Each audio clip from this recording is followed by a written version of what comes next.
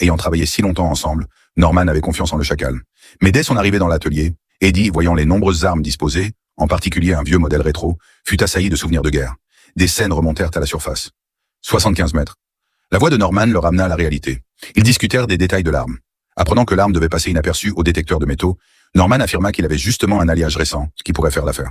Mais le temps pressait. Il ne restait que 5 jours avant la mission. Tous deux se mirent immédiatement au travail.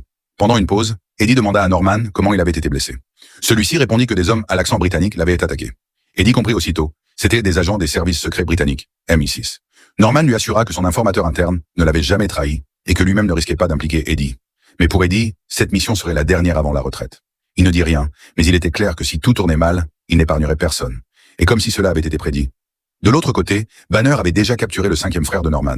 Il n'était pas policier, mais agent secret. Pour obtenir une confession, tous les moyens étaient bons. Après avoir frôlé la mort plusieurs fois, le suspect finit par